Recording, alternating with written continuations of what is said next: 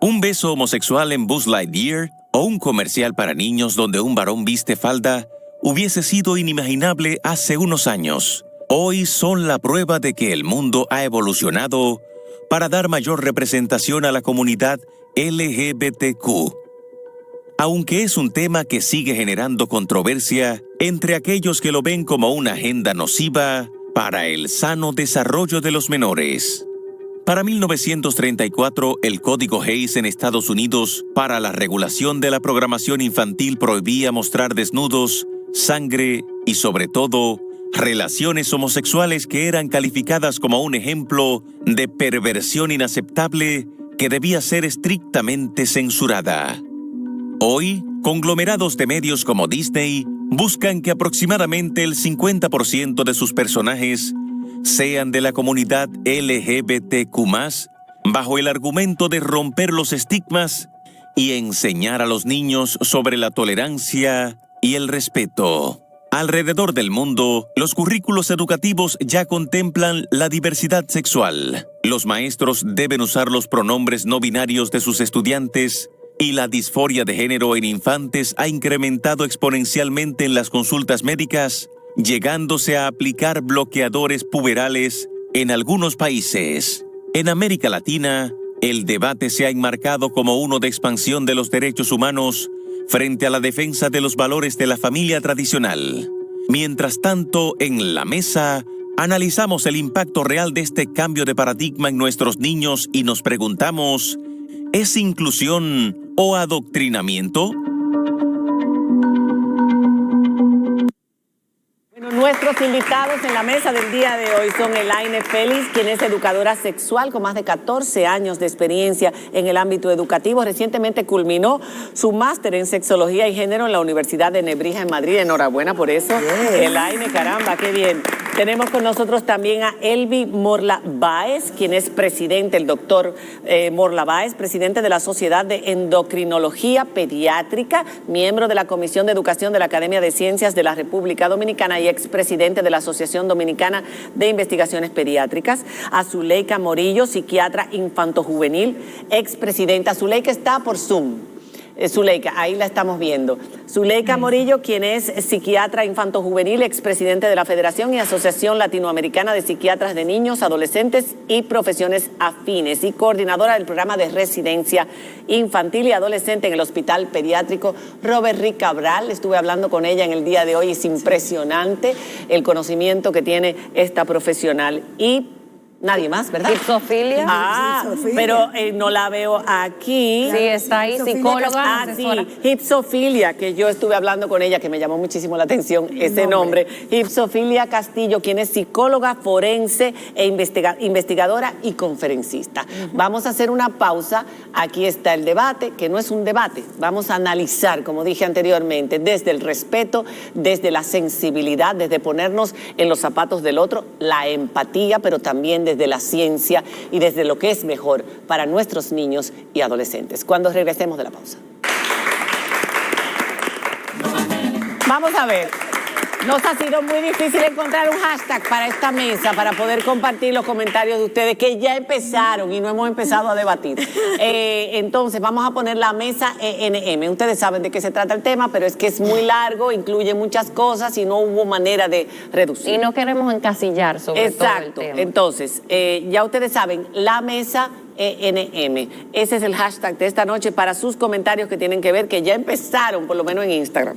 Vamos a empezar con Elaine y yo quisiera hacer la primera pregunta. ¿Cuál es el objetivo? Porque es cierto que desde los 90 hacia acá hemos visto un incremento de imágenes dentro de lo que es el contenido para niños de relaciones homosexuales o de lesbianas, sobre todo en los últimos tiempos más de lesbianas, de dos chicas, y quién sabe si en un futuro también veremos binarios, etcétera, porque es complejo para los adultos y para nosotros poderlo explicar hoy día, lo que tiene que ver con la identidad de género, que va más allá de lo que antes veíamos como una persona homosexual o una persona lesbiana. Entonces, ¿cuál es el objetivo? Porque mucha gente piensa que es una forma de adoctrinamiento a nuestros niños. el hecho de que Disney, que ha sido toda la vida un símbolo de la infancia, de las imágenes más lindas para los niños y las niñas, de repente muchos de sus personajes están teniendo actitudes románticas con personas del mismo sexo. Y ellos quieren llevarlo hasta un 50%, como estuviste escuchando, y no es lo que representa realmente la comunidad, demográficamente hablando. Entonces, ¿cuál es el objetivo de todo esto, a tu entender, Elaine? Bueno, yo te voy a hablar desde mi área, que es educación sexual, y que trabajo con niños, niñas, adolescentes y familias. Nosotros trabajamos con derechos humanos y sabemos perfectamente la cantidad de chicos, chicas, de personas que son violentadas, que pertenecen a la comunidad. La OPS justamente está resaltando que nunca antes se había visto tanto aumento de la violencia en Latinoamérica y el Caribe para las personas que pertenecen a la comunidad. Te hablo, por ejemplo, de un porcentaje en bullying, que es el segmento escolar. Entre 40 y 70% de los niños y niñas que se identifican pertenecientes a la comunidad están siendo violentados en el aula. Estamos hablando de prejuicios y estamos hablando de estigma. Pero ese porcentaje es similar al de los chicos que son obesos o los chicos que tienen discapacidades o que usan lentes o que son distintos, por llamarle de alguna manera. Ese porcentaje habría que verlo, pero yo te hablo específicamente del llamado que hace la OPS con relación a los derechos. ¿Y qué da, Elaine? Bullying, estamos hablando del segmento escolar. Total. Exacto, ahí no estamos hablando ni de primaria, estamos hablando de bullying, y ese es el reporte que hacen. Ahora, cuando hablo de bullying, estoy hablando de violencia, y cuando hablo de violencia, específicamente la comunidad LGTBIQ+. Ahora, nosotros que trabajamos con los sistemas de discriminación social, el heterosexismo es un sistema de discriminación social que nubla derechos de personas que no son heterosexuales. Y sabemos perfectamente cuáles son los derechos que se nubla y cuál es el lugar en la sociedad que se establece.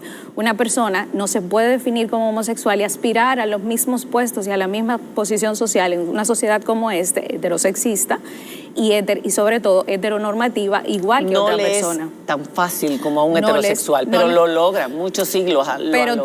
Tiene que atravesar muchas barreras, que se llama transección, que realmente trasciende su identidad, que no tiene nada que ver con si tiene capacidades o no, simplemente porque se define como una persona. Y llevar estos contenidos que ahora son lesbianas y homosexuales, pero después pueden ser todos los demás miembros de la comunidad LGBTQI. ¿Qué hace eso? Eso construye una representación donde yo, si veo una persona del pelo rizo, no me siento anormal.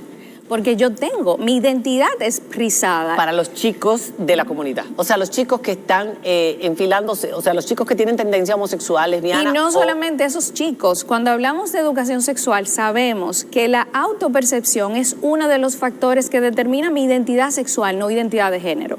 Cuando hablamos de identidad sexual, hablamos de orientación sexual, identidad de género, identidad con el sexo. Son 3 factores importantes. Cuando yo digo mi identidad con la orientación sexual, yo tengo que pasar por una serie de facetas donde yo exploro, me gustan las chicas o me gustan los chicos, donde yo tengo un comportamiento que tiene que ver con las fantasías sexuales que va a suceder en adolescencia, con quién fantaseo, cuáles son los comportamientos, con quién me he dado un beso, con quién me visualizo teniendo una relación romántica. Pero eso no ocurre con todos los púberes o adolescentes o niños. Los que trabajamos en educación sexual sabemos que la experimentación se da en muchos adolescentes y es parte de su identidad sexual. Como algo normal. Para definir su identidad. Y no tiene que ver con que pertenezcan o no a la comunidad. No tiene que ver. De hecho, nosotros... pueden probar, para lograr tener la identidad que ellos... Claro, es parte de la exploración. ¿Hasta qué edad se da esa exploración? En adolescencia se da en toda la adolescencia. Por ejemplo, yo tengo chicos que me han dicho, yo le dije, por ejemplo, chicas que dicen, yo le dije a ella que me enseñara a besar. Son heterosexuales. Pero entre chicas, lo que llamamos homosociabilidad. Cuando yo y una persona del mismo sexo tenemos una intimidad que no se lleva a lo erótico, simple y llanamente están explorando y no son homosexuales. Ahora, ¿qué se le dice a un padre? Que siempre viene este argumento, los niños son muy pequeños para definir su identidad sexual desde tan pequeña.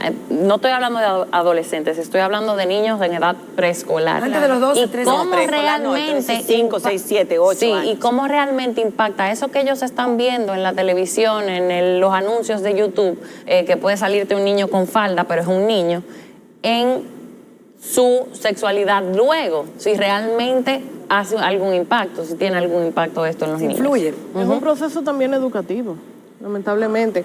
Hay que decirlo, o sea, donde no hay una educación sexual previa, donde no hay un conocimiento real de lo que está sucediendo y de cómo se puede manejar o no una situación, no va a haber una repercusión en el niño adecuada. Por ejemplo, si los padres no tienen un conocimiento sexual adecuado, ¿cómo realmente le pasan ese conocimiento a sus hijos? ¿Qué los hijos están aprendiendo? Entonces decimos, bueno, los niños tienen una preferencia, tienen una tendencia, se identifican con X característica general, vamos a decirlo.